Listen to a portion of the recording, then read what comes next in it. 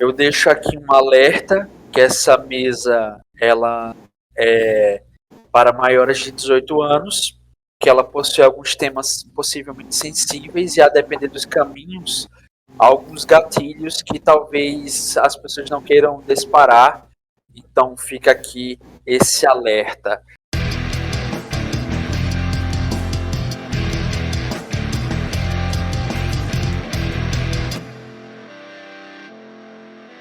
Recuem, roladores. Hoje retornamos nessa noite fria e lamacenta, cujo leito nefasto de uma vida que jaz profanada retoma os caminhos desta mesa de RPG situada no sistema Savage Worlds. Vamos continuar agora mais um capítulo dessa história medonha, cheia de desventuras, sofrimento, loucura, mortes. E para dar continuidade ao seu trajeto de loucura, Dio. Boa noite, galera. Fala aí, senhores, senhoras. Galera, estarei jogando hoje ainda com o Dr. Hans Smith. Ele que é o cara da ciência, ele que é o cara que tem a explicação para tudo, ou quase tudo. O que ele não tem, ele vai lá e busca métodos talvez não convencionais para descobrir e acaba tendo uma relação lógica da coisa, né? Ele pode ser chamado de a voz da ciência aqui do grupo, né? Vocês que perderam as outras sessões e acompanham aí nas plataformas que o RPG de Quinto está, para saber o andar da campanha, como é que está, né? Estamos num ponto chave que possivelmente está se aproximando do fim dessa segunda temporada. A gente tem mais umas 8 temporadas prometidas pelo mestre, estamos acreditando nisso. E vamos lá, tem mistérios a ser resolvidos, tem monstros a ser abatidos e vamos embora. Deep Hollow nos aguarda. O próximo, dentre aqueles que estão vislumbrando o impossível e tendo sua mente destroçada por ele, Israel. Fala, galera, eu vou continuar. Quer dizer, jogar com o personagem Theodore Cormack. Infelizmente, o personagem anterior foi de base, porque o pessoal da mesa me abandonou. Mas, enfim, detalhes. Vou continuar jogando com o Theodore, que teve uma pequena revolta com seu grande amor, mas que tudo está normalizado agora, depois de alguns tiros.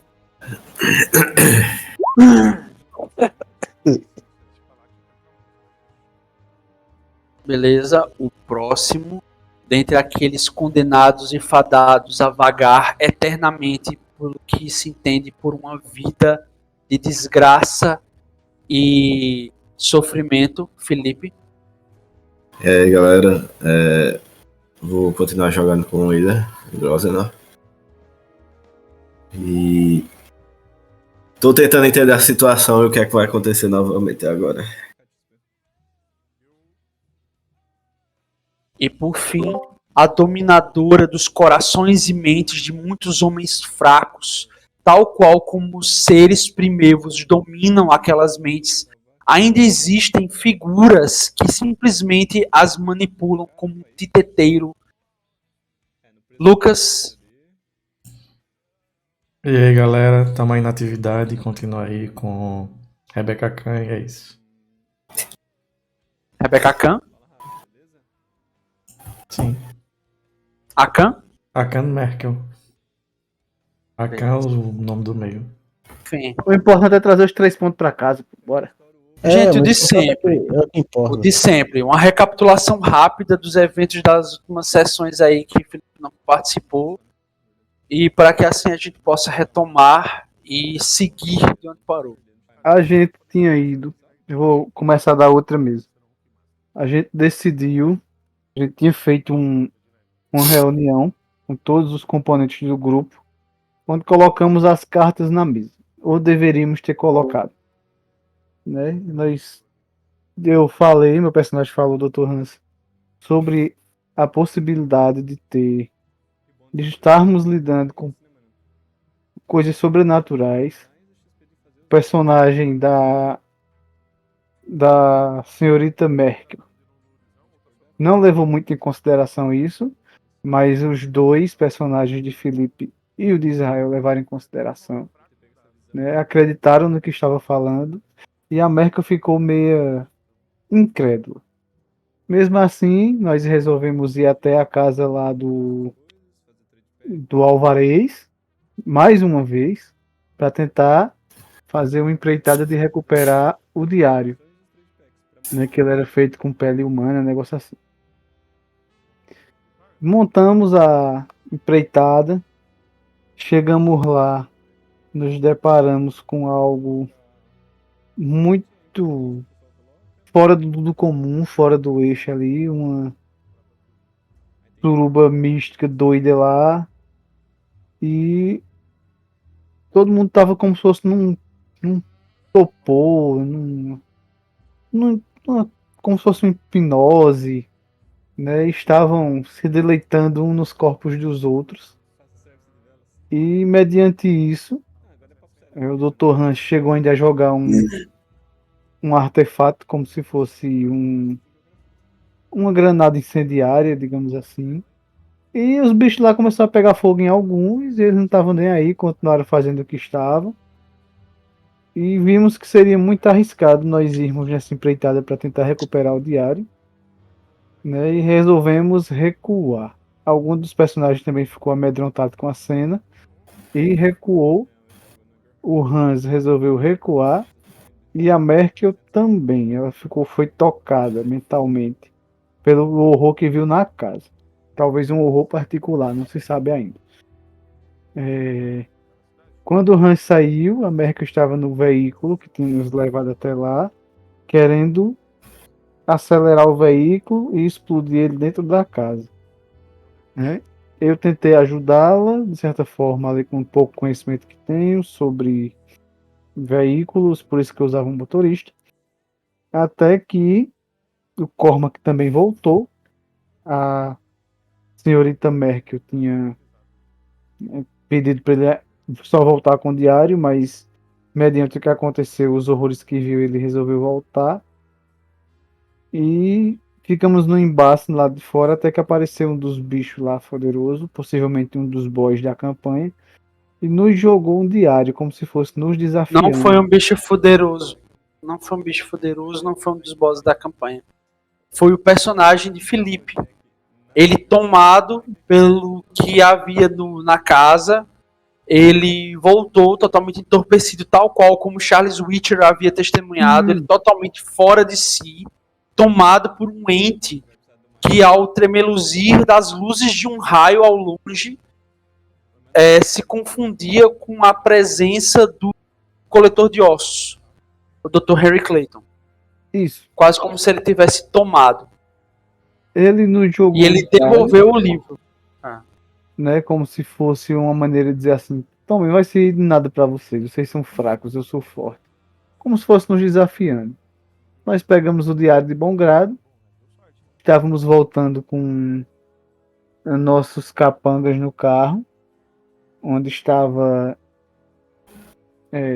a velha, o filho dela, se não me engano, acho que era filho dela, que também era um dos capangas contratados pela personagem de Lucas, e eles exigiram um pagamento, que foi prometido.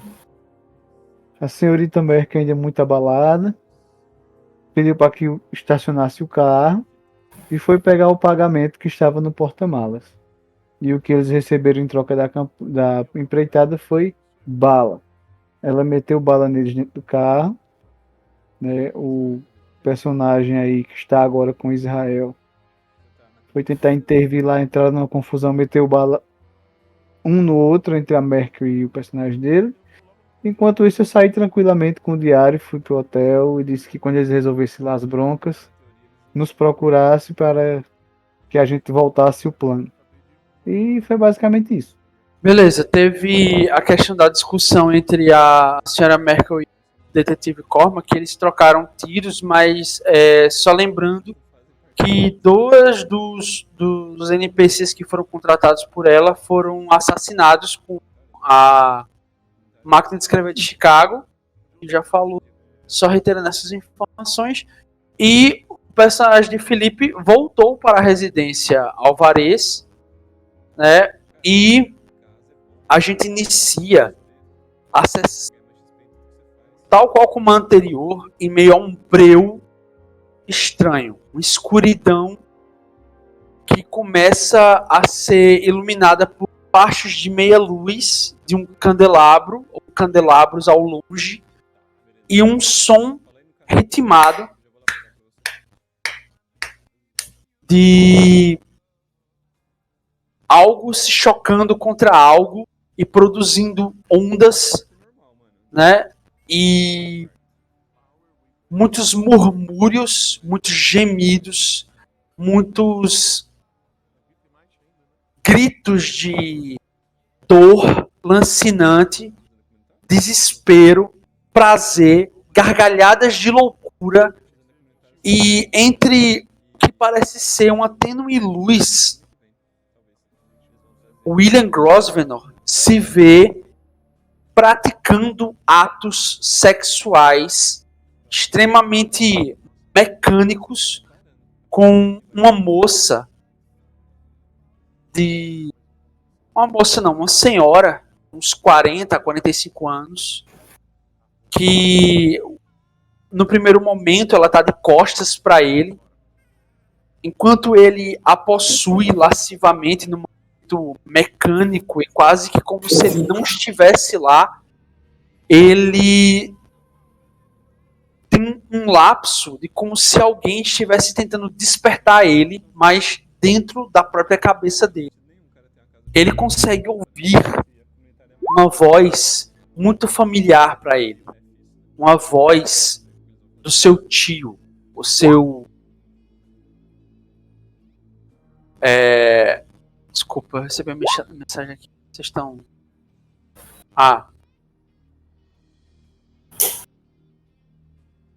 Sim, vale ressaltar, acho que agora é meio tarde, acho que o Lucas pode botar na edição, porque a mesa é para maiores de 18 anos. Tem temas sensíveis, temas fortes e provavelmente linguagem inapropriada, etc. Beleza?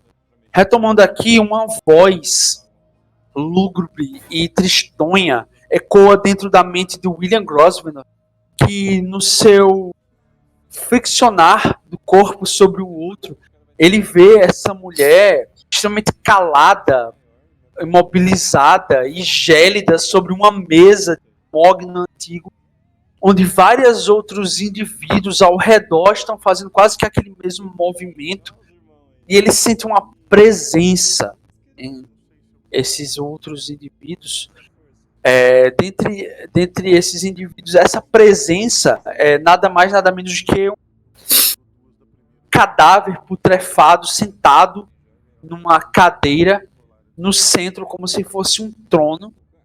Esse cadáver putrefado, totalmente carbonizado, sentado a esse trono, tem uma placa dependurada no pescoço dele, escrito Sam Morrison.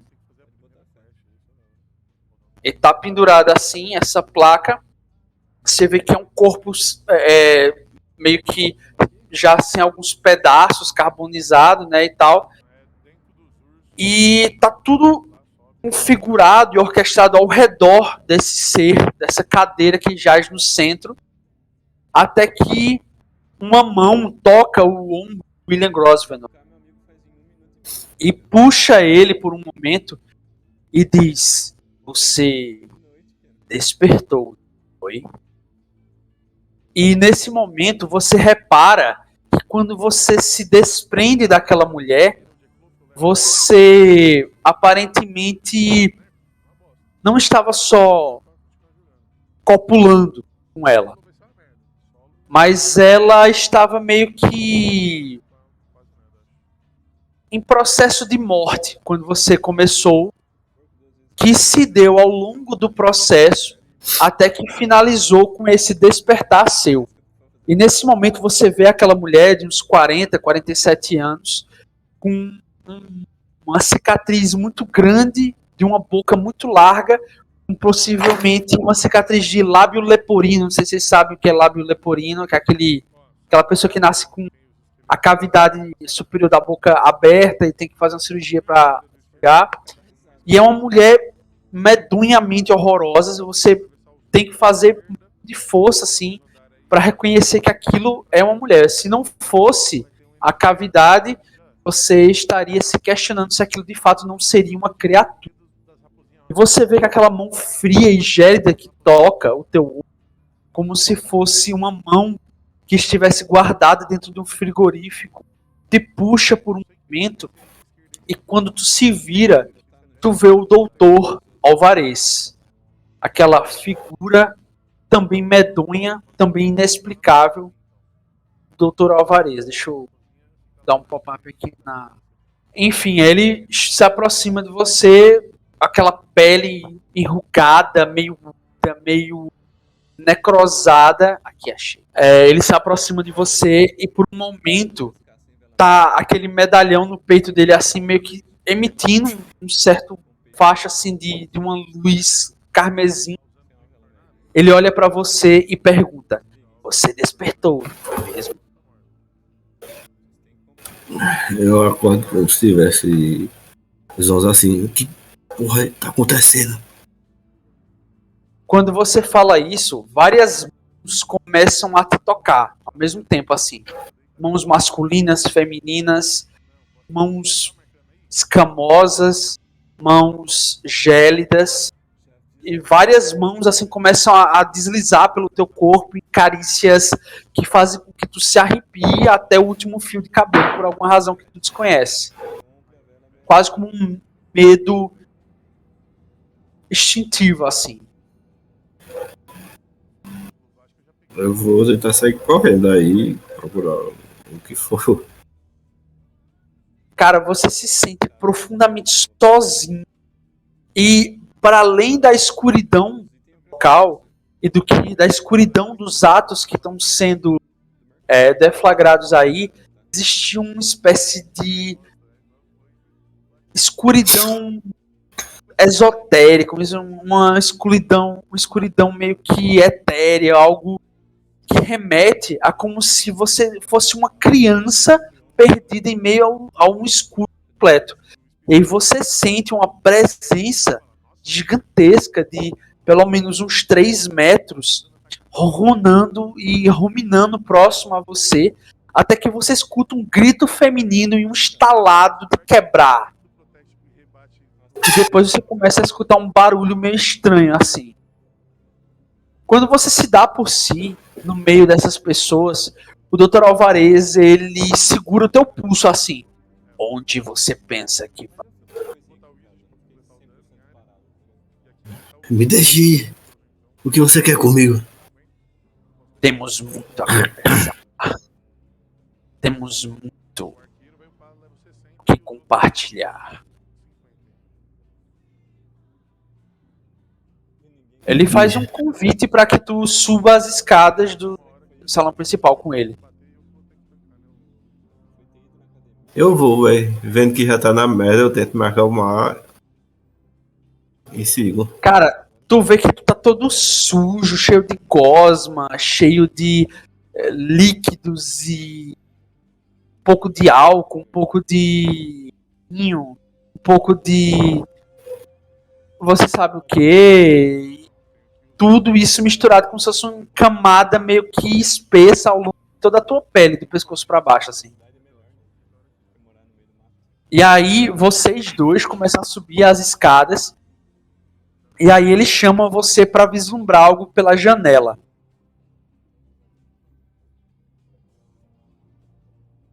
Aí eu vou e olho o que é que eu vejo. Quando você olha, você vê que tem marcas de pneu recente assim. Aí ele fala: Dr. Clayton, você entregou-lhes o livro para que o sangue antigo despertasse através daqueles que não compreendem as nuances da magia profunda. Devo dizer que prolongar o sofrimento deles não poupará o que está por vir. Trocar um tipo de sofrimento por outro é apenas postergar o sacerdócio de Cthulhu. E ele senta-se assim, ele afasta a cortina e dá um aceno de cabeça para tu olhar através da janela. Eu vou me arrastando assim, aí eu vou e vejo o que é que tem. Cara, tu vê a rua à frente. Na rua à frente, tu consegue contar pelo menos umas 5.000 cabeças de pessoas em uma procissão. Todas elas trajando roupes vinho avermelhados, outras com roupes pretos, mas é um mar misturado de pessoas trajando roupes pretos e de vinho avermelhado. Até que tu vê as pessoas dentro da casa indo para o lado de fora, pegando roupes dobrados em cima de uma espécie de tablado de madeira, vestindo-se desses roupes e ingressando nessa procissão. Você vê que existe uma espécie de efígie no meio dessa procissão que está sendo carregada quase que como um objeto de louvor e graça. Só que o que você vê é profanação, desespero e agonia. Você vê o que parece ser um corpo feminino crucificado de cabeça para baixo, tablado de madeira, dando a entender que as pernas delas foram divididas perpendicularmente, assim, divididas de centro a centro, para fazer com que essa divisão parecessem pernas de aranha. Você vê que ambas as musculaturas dela foram laceradas de uma ponta a outra. Os braços da mesma forma, para imitar uma efígie de uma espécie de aranha. E a cabeça se despende ou depende assim para baixo, da qual dos olhos da criatura verte sangue até a cabeça e uma curva de espinhos. E aí você reconhece o formato que aquela imagem é o mesmo formato da efígie de Santa Donatella. Só que quando você flexiona os seus olhos ao longe assim, existe iluminação suficiente na luz para você identificar o rosto da mulher que foi transfigurada numa espécie de artefato sacro para essa gente. Esse cadáver empalhado e transfigurado tem um rosto que você já viu. Um rosto de alguém que você poderia ter conhecido. Mas agora é tarde demais. Talvez sempre tenha sido tarde demais para Nádia Alvarez. O tio dela olha pela janela com uma expressão tristonha, desesperadora, quase que como suprimindo um lamento.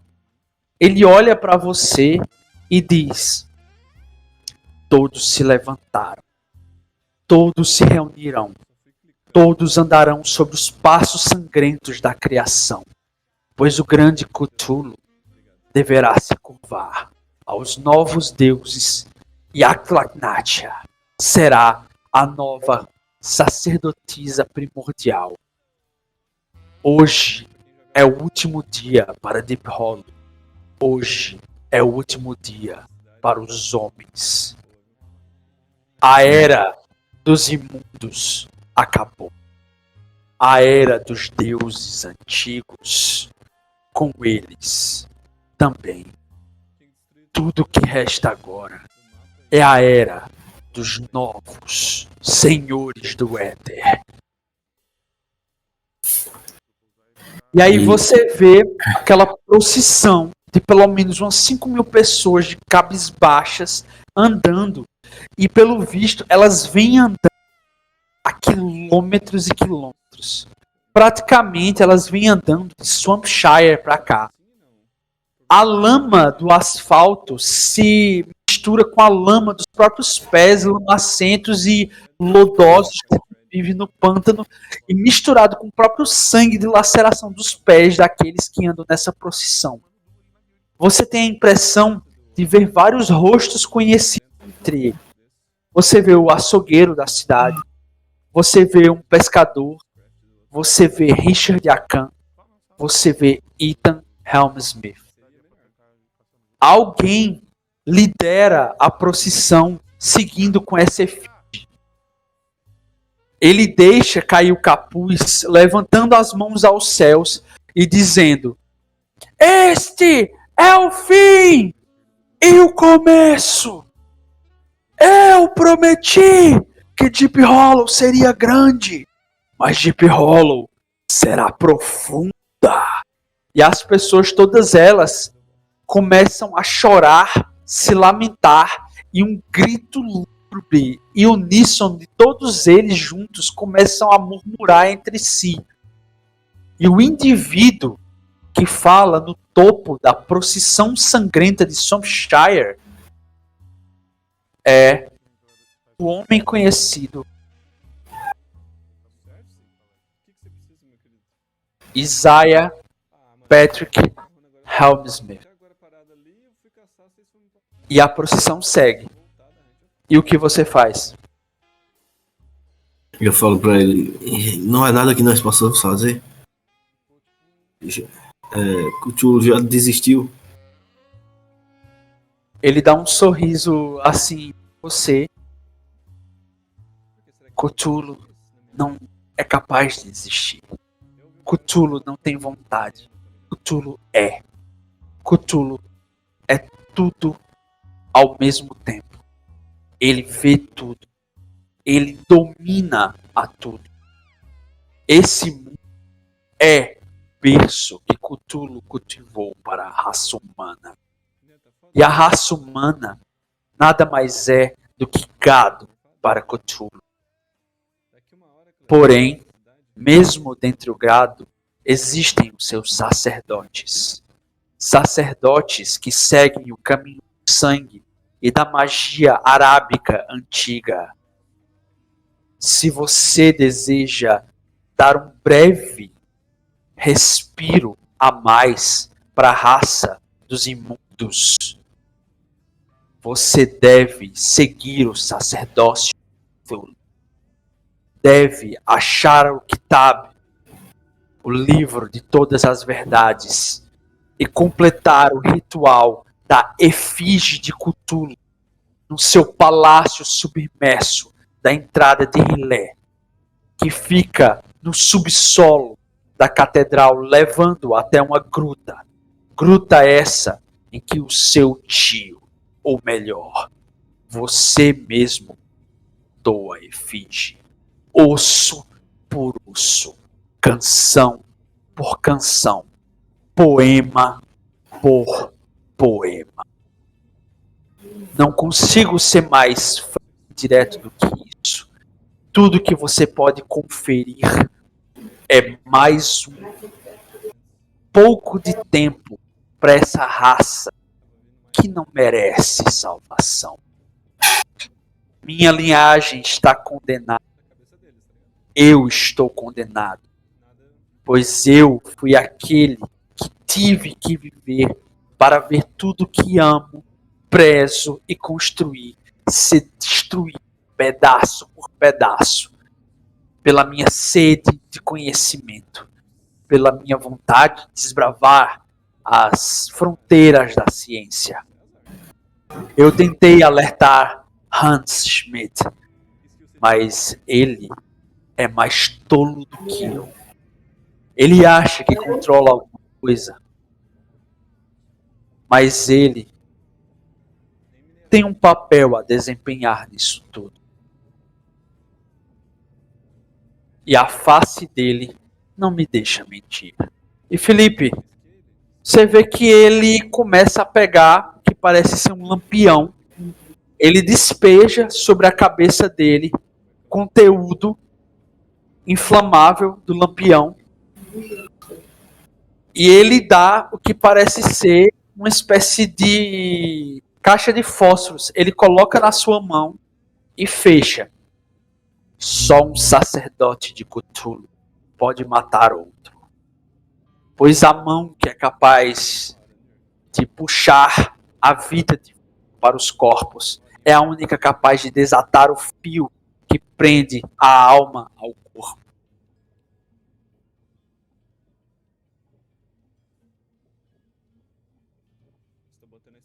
Felipe, Então, assim eu farei e cumprirei essa missão. Essa nova deusa idiota não vai conseguir fazer o que quer agora. Aí eu acendo e jogo nele o fósforo. cara, quando você acende o fósforo, você vê que ele encandece por completo, não só onde estava o líquido inflamável. Ele está completamente em chamas, só que em chamas verdes. Essas chamas verdes, ela encandece, começa a subir uma labareda que encandece o teto. As chamas verdes começam a tomar todo o local, toda a casa. Você vê que do nada ele começa a se desfazer em cinzas rapidamente, até que o pendante que ele carrega no peito cai pesadamente em meio às chamas verdes, e o que parece ser um grito de uma alma em agonia sai de dentro do medalhão em chamas, e você sente que dessa vez a linhagem dos Alvarez findou completamente. E o homem que experimentou uma vez a imortalidade foi chamado vezes demais vazio para a existência. Ele só estava cansado de desempenhar aquele papel. E você vê aquela procissão migrando em direção a Deep Hollow. E você vê que a cada pessoa que vai passando de casa em casa, uns saem das casas e ingressam à procissão. Outros simplesmente arrombam as portas e entram nas casas, onde você começa a escutar gritos. Eu tento sair rápido daí e seguir em direção a fazer as coisas que ele falou. Você tem furtividade? Deixa eu ver. É uma perícia, né? É, tem não. Beleza. Rola nesse que ele... É. Peraí, fica.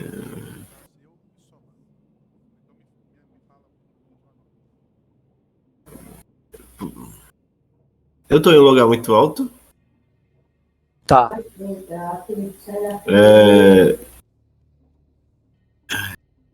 Se eu rodar atletismo pra tentar sair pela janela ou algo assim, dá não. Acho que tem alguém precisando se mutar aí, viu? Pode...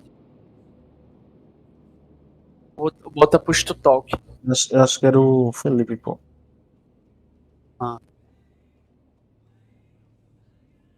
Beleza, Felipe, atletismo vai fazer tu descer da janela, mas não pode ser visto ainda. Basicamente tô tentando fugir de quê? De milhares de pessoas que estão em procissão em frente a essa rua aí. Você vai tentar fazer um caminho por trás das casas que estão sendo invadidas.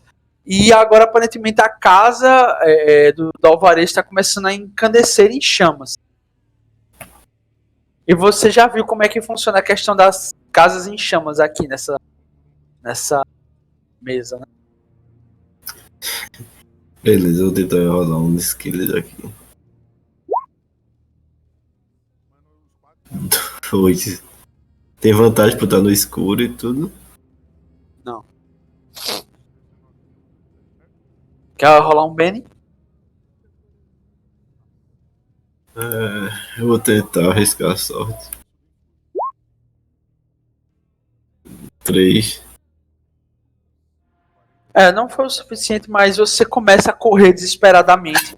Você começa a empurrar umas pessoas que tentam te segurar. Você vê que você tá tudo usado, tá tudo úmido ainda agora. Só que na medida que você começa a correr, seu corpo começa a ficar úmido também de suor.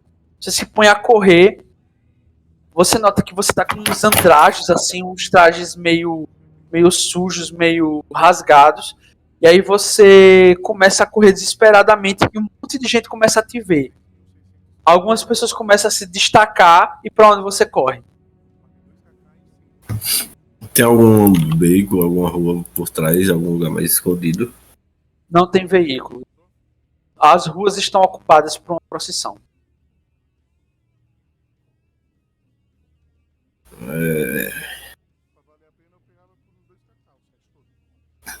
Cara, não tem nenhum.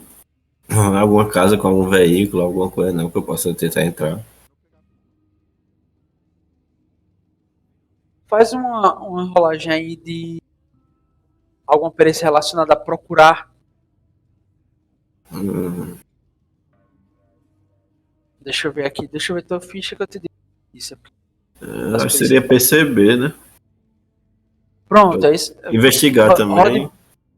Rode perceber. Você vai perceber se tem algum carro. Meu pai. Você não acha nada.